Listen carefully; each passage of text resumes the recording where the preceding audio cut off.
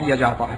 اللہ رحمت کرے محمد بن عبد الوہاب نجدی رحمت اللہ علیہ پر، جنہوں نے لا الہ الا اللہ کی آوازے کو اس پاک سرزمین سعودی عرب سے بلند کیا۔ محمد بن سعود سے اللہ راضی ہو رحمہ اللہ، انہوں نے امام محمد کا ساتھ دیا، اور یہ دھرتی جہاں پر دربار لسوڑی شاہ، پھسوڑی شاہ، اعتشاہ، کاما مولی سرکار کے نہیں تھے، جہاں زید بن خطاب کا قبہ تھا، جہاں خدیجہ کے دربار تھے، جہاں صحابہ کی قبریں تھی، ان سارے درباروں سے اس دھرتی کو پاک کر کے یہاں ایک اللہ کے گھر کو چھوڑا گیا، اور اعلان کیا گیا لوگوں یہ پیشانی جھک سکتی ہے تو عرش والے کے سامنے، اور بندے کی پیشانی بندے کے سامنے نہیں جھکا کرتی۔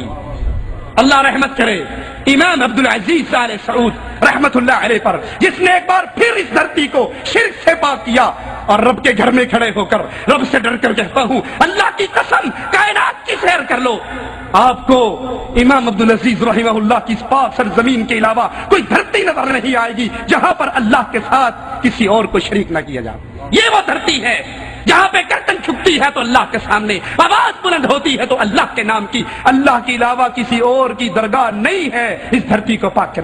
مولانا طارق جمیل مورڈا شریف کا ایک دربار ہے، وہاں پر گئے، گدی نشین سے ملاقات ہوئی، گدی نشین نے کہا کہ آئیے ہمارے عرس پہ تشریف لائیے، تو یہ اپنے 25 امیروں کو لے کر مورڈا شریف کے خطاب فرمانے کے لیے اس دربار پہ عرس والے دن 19 اور 20 اپریل کو پہنچے۔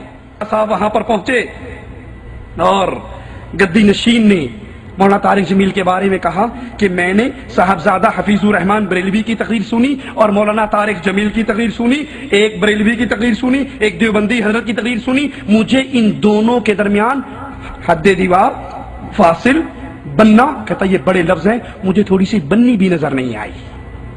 طارق جمیل صاحب فرماتے ہیں غور کیجئے، کہتے ہیں پہاڑ پر کوہ طور پر نور کی ایک تجلی گری تو موسیٰ علیہ السلام زمین پہ گر گئے۔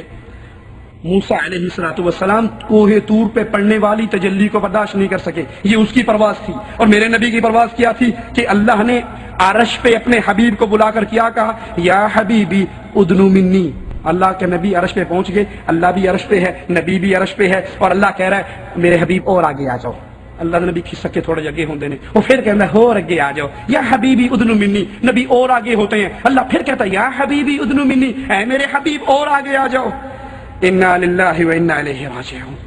مولانا فرماتے ہیں کہ وہ 70,000 پردے نور کے جو عرش پہ پڑے تھے وہ بھی چاک ہو گئے، اللہ نے اپنے ساتھ بٹھایا اور 3 مرتبہ کہا اور آگے اور آگے اور آگے، تو بتاؤ میرے نبی کی پرواز کتنی بلند ہوگی۔ پہلی بات مولانا کاش آپ نے یہ قصہ سناتے ہوئے کسی ایک حدیث کا نام ہی بیان کر دیا ہوتا کہ یہ حدیث فلاں کتاب کے اندر موجود ہے جس سے میں نے یہ قصہ پڑھا۔ پہلی بات اللہ اپنی صفت علوم میں تنہا ہے، یکتا ہے، اللہ اپنے عرش پر مستوی ہے، اللہ کی کوئی مخلوق اللہ کے عرش پہ نہیں جاتی۔ اور دوسری بات قیامت کی دیواروں تک مولانا طارق جمیل اس قصے کا، اس جھوٹے واقعے کا کوئی ثبوت نہیں دے سکتے، کہیں پر اس کی دلیل نہیں مل سکتی۔ یہ کتا کہاں کا تھا؟ بولو کتا کہاں کا تھا؟ مدینے کا کتا۔ جہاں مدینے کے کتے ہو وہاں رحمت کے فرشتے، اور جہاں غوث پاک کے کتے ہو۔ یہ کتا کس کا بنایا ہوا؟ جی یہ کتا اللہ کا بنایا ہوا۔ جہاں اللہ کے بنائے ہوئے کتے ہو وہاں فرشتے، اور جہاں مولوی خود اپنے آپ کو کتا بنا دے، میں کتا ہوں۔